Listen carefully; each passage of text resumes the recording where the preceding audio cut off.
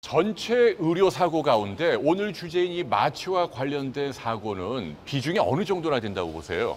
대법원 통계라든지 그 의료분쟁 조정 중재원의 통계, 소비자원의 통계 보면 한 1% 미만이라고들 하는데요. 얼마 안 돼요. 사실은 마취 사고는 그 수술하고 같이 병행이 되기 때문에 산부인과라든지 정형외과 그리고 안과 심지어 피부과 이런 데에서 발생하는 마취 사고하고 같이 결합된 사건까지 치면 체감하는 의료사고 소송의 비율은 한 10% 정도라고 생각이 됩니다. 그러니까 종합병원의 마취과로만 보면 1%밖에 안 그렇죠. 되지만 네네. 그 개인 병원의 숱하게 많은 작은 수술하는 것을 다 합치면 네. 한 10%는 된다? 네, 그럼 그렇습니다. 작은 비율이 아닌데요. 네. 근데 사실 의료사고 같은 경우에는요, 그냥 하는 얘기로, 야, 병원에서 의료사로 어떤 싸움을 하면 절대 못 이겨라는 얘기를 참 많이 들었었거든요. 맞아요. 예. 마취 같은 경우엔 특히 100점 100패가 아닐까 싶거든요. 그러게요. 예. 네, 승소율이 어느 정도나 됩니까? 네. 마취 관련 사고는. 이 마취라는 게 체질적 요인 때문에 불가항력적으로 생길 수도 있습니다. 이제 이런 부분들을 병원에다가 책임을 묻기는 좀 어렵고요.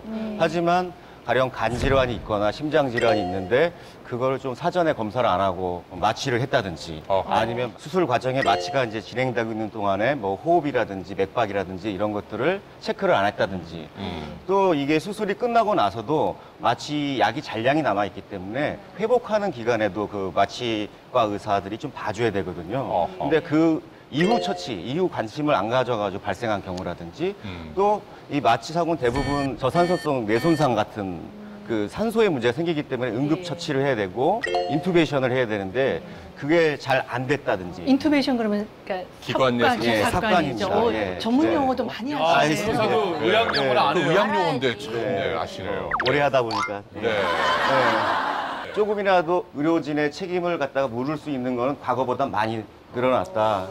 보시고 저는 5대 5라고 봅니다. 제대로 승소율이? 하게 되면. 이게요, 이 의료사고가 사실 환자 입장이 완전히 다르고 또 고쳐주신 또 의사 선생님 입장이 완전히 다를 거 아니에요. 그냥 예를 들어서 사례가 사례, 있다면 사례. 예, 사례를 기억이 많이 나는 뭐 네. 판례 같은 특별한 것들. 경우. 네.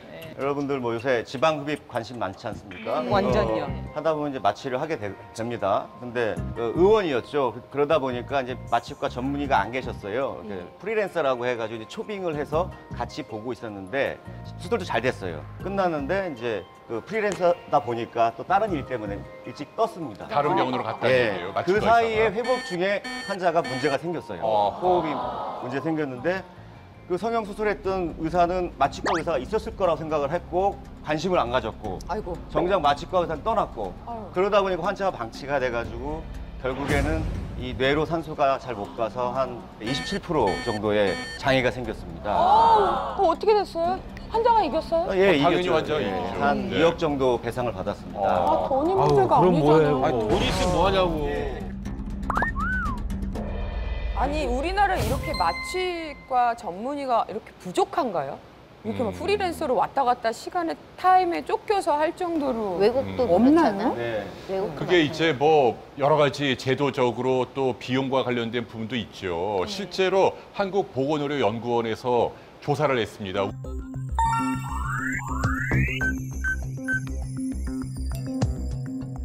그 나머지는 이제 선생님이 얘기하신 대로 프리랜서죠. 그러니까 병원을 막 이렇게 옮겨 다니면서 근데 그게 불법은 아닌 거잖아요. 불법은 그렇게 해서 다 아니죠. 진행하고 네. 있고 저 같은 경우에도 이제 작은 병원에서 아이를 낳을 때는 사실 그 프리랜서들이 와서 마취해주고 그냥 가버리시잖아요. 그러니까 그게 저는 너무 익숙해서 그런지 당연한 거 아닌가 생각을 했었죠. 예. 대부분은 괜찮은데 예기치 않은 사고가 생기면 전문가가 있으면 즉각적으로 대처를 하는데 이런 경우는 안 되니까. 근데 그런 경우는 무조건 환자가 이긴다는 얘기죠. 마취라는 건 사실 환자의 안전관리 부분입니다. 그 안전관리가 소홀히 됐다고 한다면 대부분 병원에서 책임을 져야 되고요. 아까 말씀하신 것 중에서 우리나라 의료법에는 300병상 이상을 종합병원이라고 하는데요. 거기에는 마취과 의사 반드시 있어야 돼요. 안 그러면 종합병원 허가를 안 해줍니다.